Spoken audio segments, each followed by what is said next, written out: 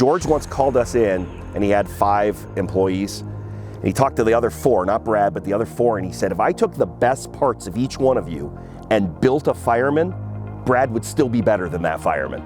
He was like having a second captain on the rig. I don't know how the department's gonna operate without him.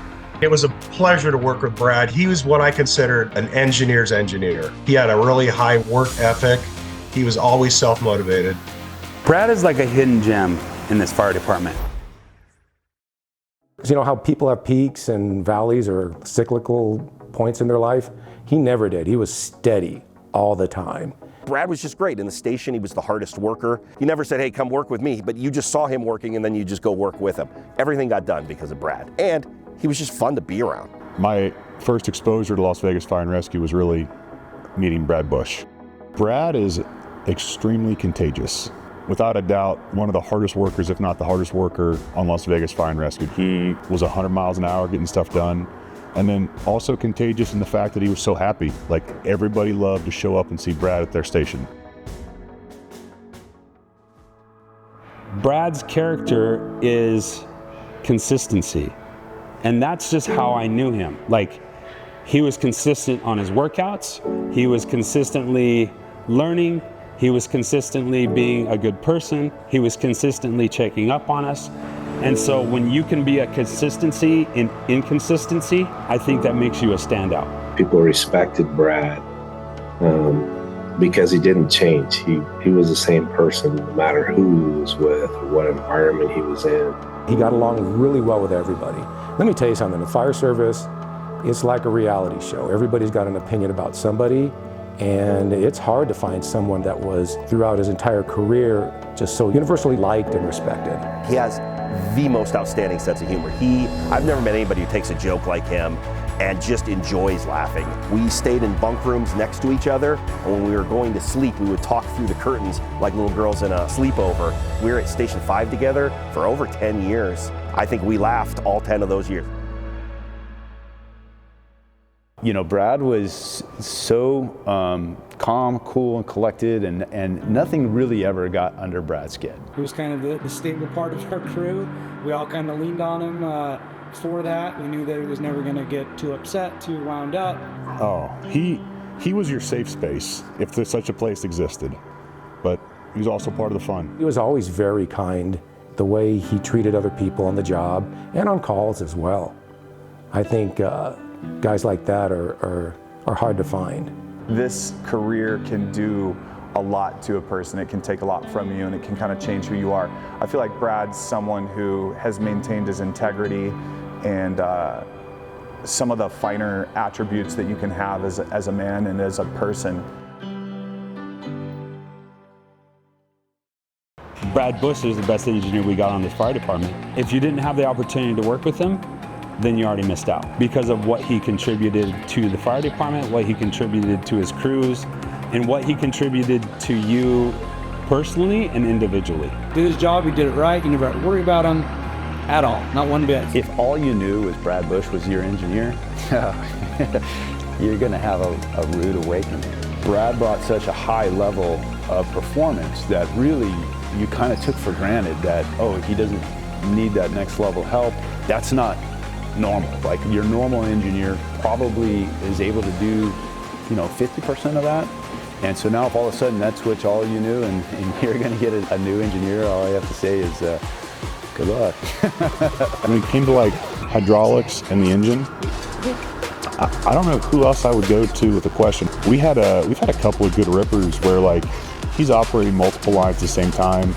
Smoke's banked down and sitting, so he's in an air pack, operating lines, communicating with the crew. I mean, like, he was impressive. Like, Brad's one of the best engineers I've ever met in my entire life. We always knew he's going to keep us safe, getting us to a call or making sure all our tools worked, or we were never worried that we weren't going to have water when we were on fire. Brad, a lot of people don't know this about Brad, but Brad's a mind reader. So when you're on a fire and Brad is your engineer, Brad knows exactly what you need 5 minutes before you know you need it.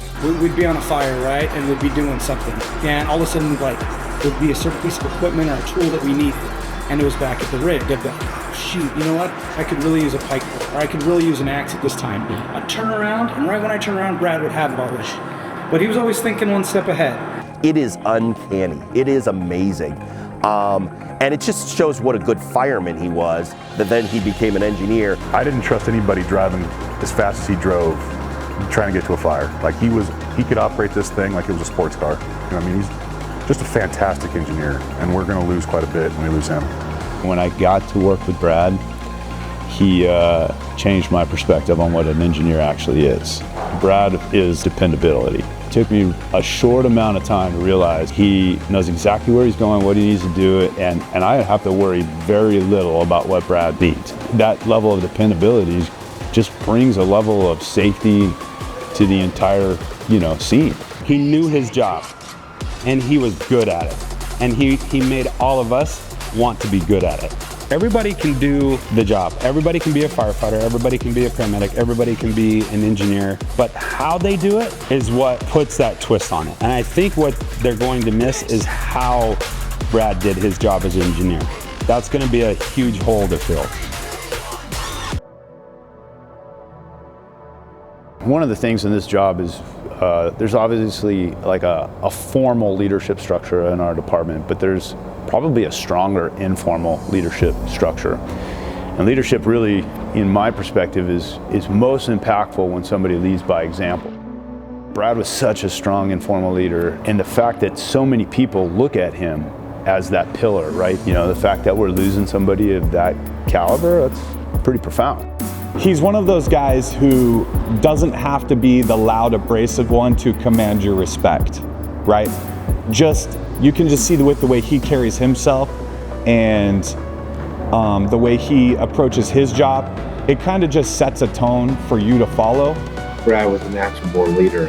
He was somebody you could count on. And as a captain, when you have an engineer that's been a leader like Brad, you love that, right? Because you have a second set of eyes. You have somebody who's mature, who's going to make good decisions without you being there, and then help you make better decisions because you can soundboard off them. And I know Brad was that kind of guy. Even though he was never a formal leader, he was an informal leader all of his career because people would follow him because they trusted him. We had a guy in the academy who was struggling, and we were doing a turnout drill. And this particular guy, he couldn't get turned out in time. If he wasn't able to do it, then we all had to go run a tower. Everyone did an about face, and we went running up the tower. And on the way there, I go, "Come on, Manny Vaughn." Brad heard it. And he goes, "Who said that?" And I was running towards the tower, so I just kind of raised my hand, but I don't think he saw it was me. He's like, "I hate that." He's like, "You guys need to have each other's back. I don't ever want to hear you tearing each other down like that." He had a real issue with the fact that we weren't having each other's back. He's one of those guys who'll do anything for you. He's had my back, and I know he's got anybody's back, and he cares that we would have each other's back.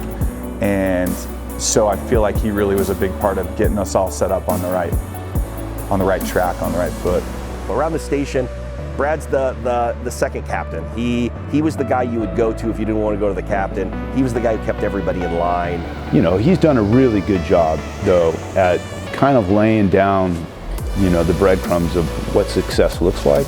I know there's a lot of people that he's kind of informally mentored through the years that have taken on similar roles. So, so even though he's not going to be here, he's left a pretty profound legacy that people are going to continue to carry on. Throughout your life, you develop friendships and people who are true friends, and they're your friend no matter what you do, where you're at, what stage of life you're in. Brad was that friend to me and has been and will continue to be. I mean, we're going to miss him. Like this, Brad's irreplaceable. He's an irreplaceable member of this fire department. We're going to lose quite a bit when we lose Brad. He touched and influenced a lot of people on his job, so. I'm going to miss the person that he is because he's in rare form. I knew everybody who he worked for loved him, right? They would take a dozen Brads. On this job, I don't think that we tell each other thank you enough. I just want to say thank you. I want to say thanks for being the person that you were, Brad, Thanks for being the engineer that you were. Thank you for taking the time and putting in the effort in me and seeing in me what maybe I didn't see in myself.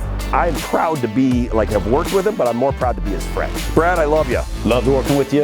It was some of the best years of my career. Gonna miss you, man. You're irreplaceable. Thanks for everything. Brad, love you lots.